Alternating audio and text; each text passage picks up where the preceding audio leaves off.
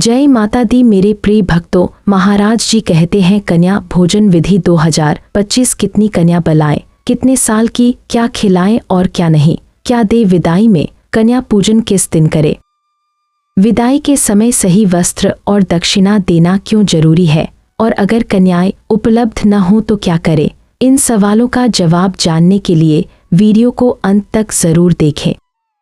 आपका एक लाइक हमें प्रेरित करेगा। चैनल सब्सक्राइब करें और बेल आइकन दबाएं ताकि अगली बार भी सही और सटीक जानकारी सबसे पहले आप तक पहुंचे। नवरात्रि का पर्व केवल 9 दिनों की आराधना नहीं है, यह शक्ति की साधना और मातृशक्ति के प्रति कृतज्ञता प्रकट करने का अवसर है। देवी दुर्गा के विभिन्न रूपों की उपासना के बाद जब अष्टमी और नवमी आती है तब कन्या पूजन का विधान होता है। यह परंपरा केवल एक कर्मकांड नहीं बल्कि उस गहरे विश्वास का प्रतीक है कि छोटी सी कन्या में भी देवी का अंश विद्यमान होता है। जब हम उन्हें आमंत्रित करके पूजते हैं तो यह मान्यता है कि स्वयं माँ दुर्गा हमारे घर पधारती हैं, इसीलिए इसे हर नवरात्रि में अनिवार्य समझा जाता है। अब प्रश्न उठता है कि कन्या पूजन है कब और कन्या पूजन इतना आवश्यक क्यों है। कन्या पूजन 1 अक्टूबर को है। अब यह जान ले कि क्यों जरूरी है। शास्त्रों के अनुसार जब देवी दुर्गा ने असुरों का संहार किया तो देवताओं ने उनसे प्रार्थना की थी कि वे हमेशा लोक कल्याण के लिए उपलब्ध रहें। तभी यह विश्वास बना कि कन्या के रूप में माता दुर्गा निरंतर इस धरती पर विद्यमान है। कन्या पूजन उस स्मरण और आह्वान का माध्यम है कि हम प्रत्यक्ष रूप से माँ को अपने घर बुलाए। यह केवल धर्म पालन का हिस्सा नहीं बल्कि हमारे भीतर यह भाव जगाने का तरीका है कि स्त्री का सम्मान करना ही ईश्वर की पूजा है। कन्या पूजन में आयु का भी विशेष महत्व है। यह परंपरा कहती है कि 2 से 10 वर्ष तक की बालिकाएं देवी का स्वरूप मानी जाती हैं। 2 वर्ष की कन्या को कुमारिका कहा गया है, जो मासूमियत और पवित्रता का प्रतीक है, और 10 वर्ष की कन्या तक पहुँचते पहुँचते वह आयु बाल्य और किशोरावस्था के बीच की निर्मल अवस्था का द्योतक बनती है।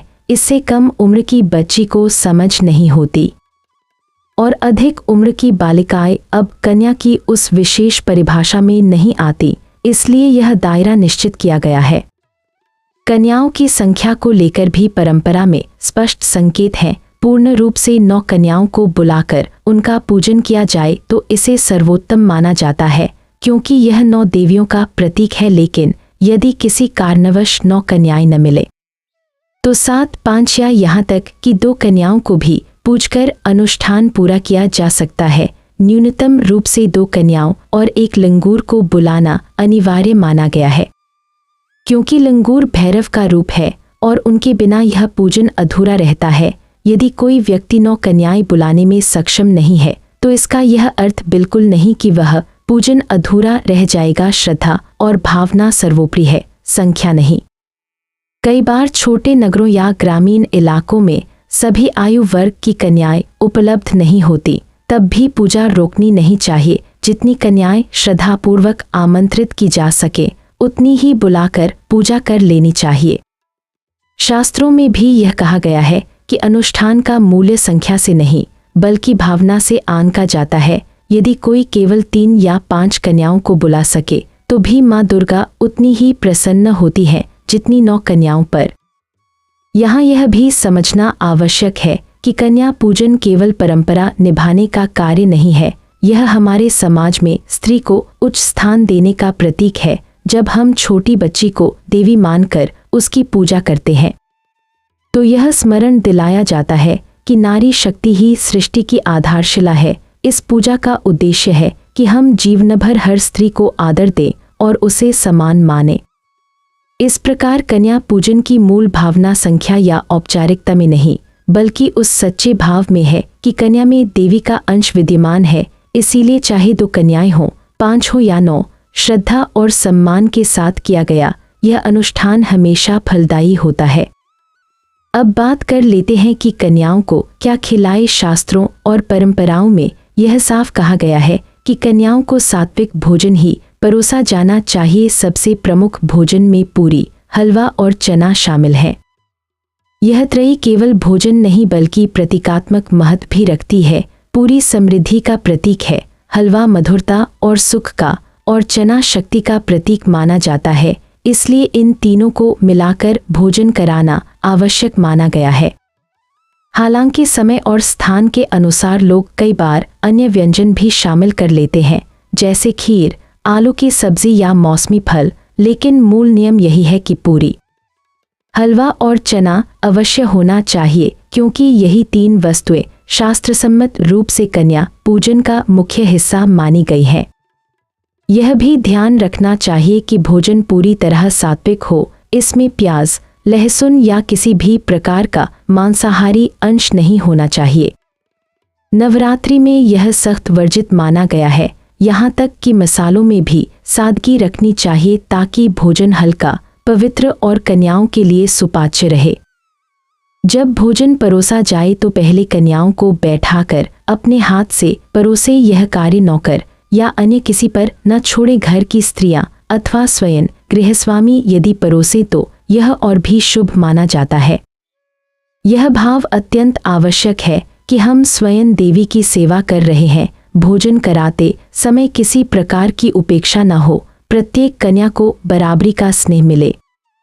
भोजन के बाद उन्हें पानी पिलाया जाता है और यथासंभव फल या मिठाई भी दी जाती है। यह प्रसाद के रूप में होता है, लेकिन यहाँ भी ध्यान यह रहे कि दिखावे के लिए अति न हो। भोजन सादगीपूर्ण हो लेकिन प्रेम और श्रद्धा से भरपूर हो।